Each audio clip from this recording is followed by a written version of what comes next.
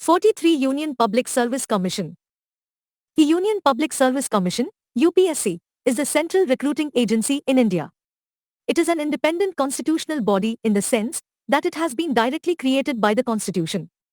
Articles 315 to 323 in Part 14 of the Constitution contain elaborate provisions regarding the composition, appointment, and removal of members along with the independence, powers and functions of the UPSC. Composition. The UPSC consists of a chairman and other members appointed by the President of India. The Constitution, without specifying the strength of the commission, has left the matter to the discretion of the President, who determines its composition.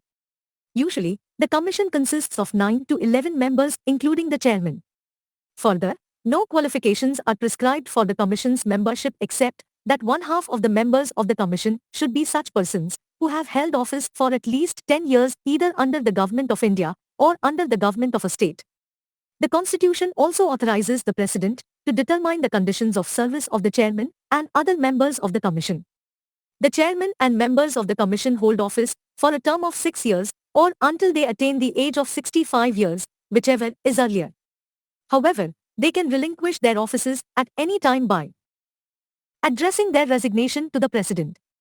They can also be removed before the expiry of their term by the President in the manner as provided in the Constitution. The President can appoint one of the members of the UPSC as an acting chairman in the following two circumstances: 1. When the office of the chairman falls vacant, or b. When the chairman is unable to perform his functions due to absence or some other reason. The acting chairman functions till a person appointed as chairman enters on the duties of the office or till the chairman is able to resume his duties. Removal. The President can remove the chairman or any other member of UPSC from the office under the following circumstances: a. If he is adjudged an insolvent, that is, has gone bankrupt; b. If he engages, during his term of office, in any paid employment outside the duties of his office, or c. If he is, in the opinion of the President, unfit to continue in office by reason of infirmity of mind or body. In addition to these, the President can also remove the chairman or any other member of UPSC for misbehavior. However, in this case, the President has to refer the matter to the Supreme Court for an inquiry. If the Supreme Court, after the inquiry, upholds the cause of removal and advises so, the President can remove the chairman or a member. Under the provisions of the Constitution, the advice tendered by the Supreme Court in this regard is binding on the President. During the course of inquiry by the Supreme Court, the President can suspend the chairman or the member of UPSC.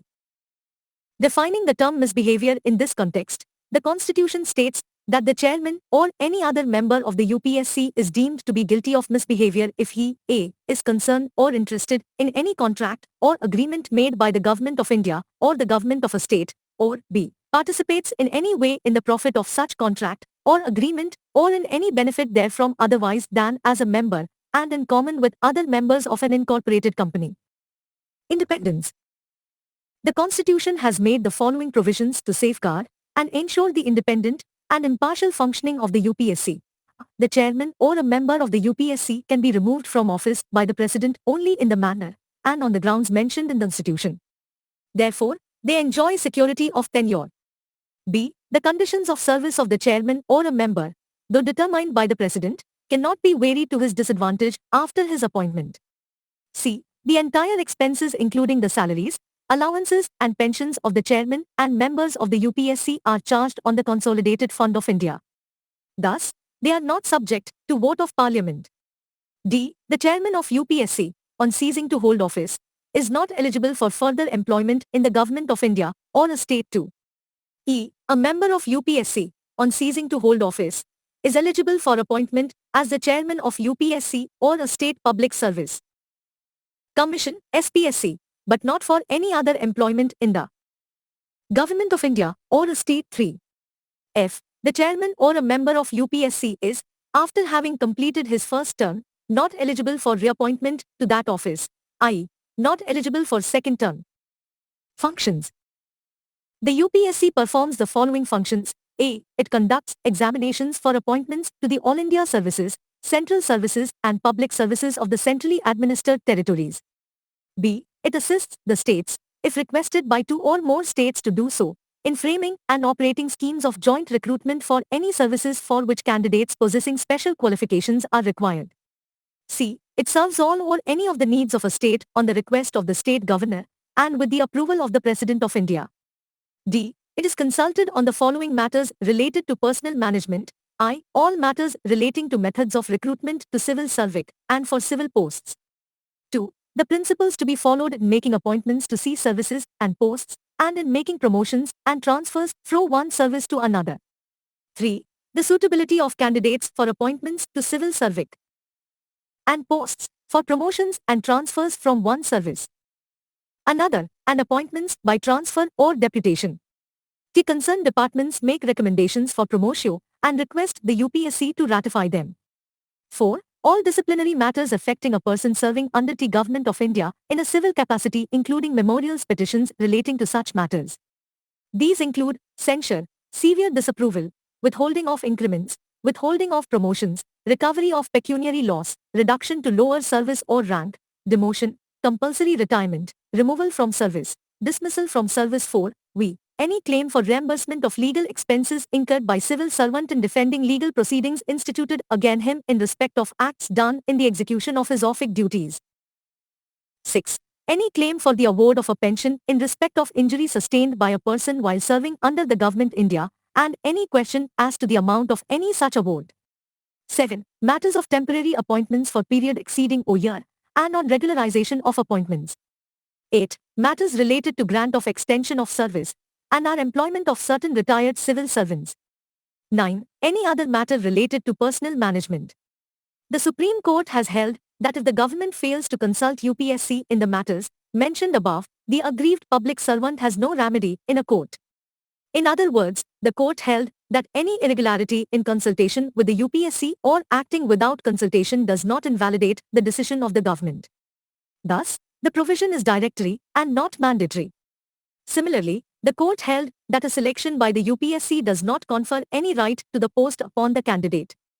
However, the government is to act fairly and without arbitrariness or mala fines. The additional functions relating to the services of the Union can be conferred on UPSC by the Parliament. It can also place the personnel system of any authority, corporate body, or public institution within the jurisdiction of the UPSC. Hence, the jurisdiction of UPSC can be extended by an act made by the Parliament. The UPSC presents, annually, to the President a report on its performance. The President places this report before both the Houses of Parliament, along with a memorandum explaining the cases where the advice of the Commission was not accepted and the reasons for such non-acceptance. All such cases of non-acceptance must be approved by the Appointments Committee of the Union Cabinet. An individual ministry or department has no power to reject the advice of the UPSC. Limitations. The following matters are kept outside the functional jurisdiction of the UPSC. In other words, the UPSC is not consulted on the following matters. A. While making reservations of appointments or posts in favor of any backward class of citizens. B. While taking into consideration the claims of scheduled castes and scheduled tribes in making appointments to services and posts. C. With regard to the selections for chairmanship or membership of commissions or tribunals, posts of the highest diplomatic nature, and a bulk of Group C and Group D services. D. With regard to the selection for temporary or officiating appointment to a post if the person appointed is not likely to hold the post for more than a year. The President can exclude posts, services and matters from the purview of the UPSC. The Constitution states that the President, in respect to the All India services and central services and posts may make regulations specifying the matters in which it shall not be necessary for UPSC to be consulted. But all such regulations made by the President shall be laid before each House of Parliament for at least 14 days. The Parliament can amend or repeal them. Role. The Constitution visualizes the UPSC to be the watchdog of merit system in India. It is concerned with the recruitment to the All India services and central services, Group A and Group B, and advises the government, when consulted, on promotion and disciplinary matters. It is not concerned with the classification of services, pay and service conditions, cadre management, training, and so on. These matters are handled by the Department of Personnel and Training, one of the three departments of the Ministry of Personnel, Public Grievances and Pensions. 5.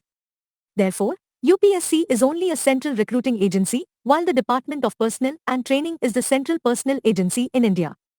The role of UPSC is not only limited, but also recommendations made by it are only of advisory nature and hence, not binding on the government. It is up to the union government to accept or reject that advice. The only safeguard is the answerability of the government to the Parliament for departing from the recommendation of the Commission.